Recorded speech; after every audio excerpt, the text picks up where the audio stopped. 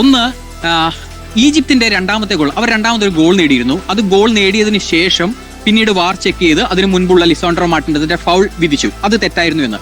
2, അർജന്റീനയുടെ വിജയ ഗോൾ, ആ വിജയ ഗോളിന് തൊട്ടു മുന്നേ ബോക്സിൽ മുഹമ്മദ് സലായെ വീഴ്ത്തിയിരുന്നു, അതിന് പെനാൽറ്റി കൊടുത്തില്ല എന്നുള്ള കാര്യം. നമ്മൾ ഫാനിസം ഒക്കെ മാറ്റിവെച്ച് എന്താണ് ഫിഫയുടെ നിയമത്തിൽ പറയുന്നത് എന്നുള്ള കാര്യം മാത്രമാണ് നോക്കാൻ പോകുന്നത്. അപ്പോൾ അതിൽ ഫിഫ റൂളിൽ പറയുന്ന അറ്റാക്കിംഗ് ഫേസ് ഓഫ് പ്ലേ എന്ന് പറയുന്നത്, അത് ഫിഫ ലോ 12 പറയുന്ന ഫൗളും അച്ചടക്ക നടപടികളും എന്ന ഭാഗമായി ചേർന്ന് വായിക്കേണ്ടതുണ്ട്. അപ്പോൾ വാർ നോക്കുകയാണെങ്കിൽ, ഒരു ഗോൾ നേടി ഗോളിന് ശേഷമുള്ള വാർ നോക്കുകയാണെങ്കിൽ ആ ഗോളിന്റെ തുടക്കം മുതൽ വാർ പരിശോധിക്കണം എന്നുള്ളതാണ്.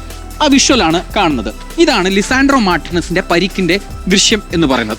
ഒന്ന്, പന്ത് ആരുടെ കാലിലാണ് എന്ന് നോക്കുക. പന്ത് ലിസാൻഡ്രോ മാർട്ടിനസിന്റെ കാലുകളിലാണ് ഉള്ളത്, അതായത് കൺട്രോളിലാണ്, ലിസാൻഡ്രോ മാർട്ടിനസിന്റെ കൺട്രോളിലാണ് ഉള്ളത്.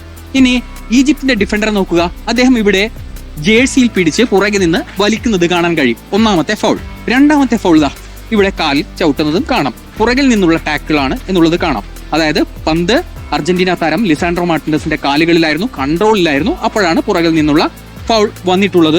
അത് കഴിഞ്ഞിട്ടാണ് ലിസാൻഡ്രോയെ വീഴ്ത്തി ഈ പന്തുമായി മുന്നോട്ട് പോകുന്നതും അത് ഗോൾ അടിച്ച് ആഘോഷിച്ചതും അതിനുശേഷമുള്ള വാർ ചെക്ക് വന്നതും. അപ്പോൾ കൃത്യമായി ഫൗളാണ് എന്നുള്ള കാര്യത്തിൽ യാതൊരു സംശയവുമില്ല. രണ്ടാമത്തേത്, എന്തുകൊണ്ട് മുഹമ്മദ് സലായുടേത് ഫൗൾ വിളിച്ചില്ല എന്നുള്ളതാണ്. അതിൽ പറയുന്നത് ഇതാണ്, ക്ലിയർ ആൻഡ് ഒബ്വിയസ് എറർ എന്നുള്ള റൂളിൽ പറയുന്ന ലോ 12 ഫൗളും അച്ചടക്ക നടപടികളും എന്നുള്ള ഭാഗത്തും അവിടെ ക്ലീൻ ടാക്കിളിന് ശേഷമുള്ള കോണ്ടാക്ട് അത് ഫൗളായി കണക്കാക്കില്ല എന്നുള്ളതാണ്. അത് വലിയ കോണ്ടാക്ട് ആണ്, അല്ലെങ്കിൽ എതിരാളിക്ക് പരിക്ക് പറ്റുന്ന രീതിയിലുള്ള കോണ്ടാക്ട് ആണ് എങ്കിലൊക്കെ പരിഗണിക്കും. ഇത് ക്ലീൻ ടാക്കിളിന് ശേഷമുള്ള ചെറിയ കോണ്ടാക്റ്റുകൾ അത് പരിഗണിക്കില്ല എന്നുള്ളതാണ്. മുഹമ്മദ് സലായെ ഫൗൾ ചെയ്യുന്ന ഭാഗമാണ് ഈ കാണുന്നത്. ഇവിടെ നോക്കുക, പന്ത് ആദ്യം ടച്ച് ചെയ്യുന്നത് ഇത് അൽവാരസ് ആണ്, ഇത് സലയാണ്. പന്തുമായി മുഹമ്മദ് സല വരുന്നു.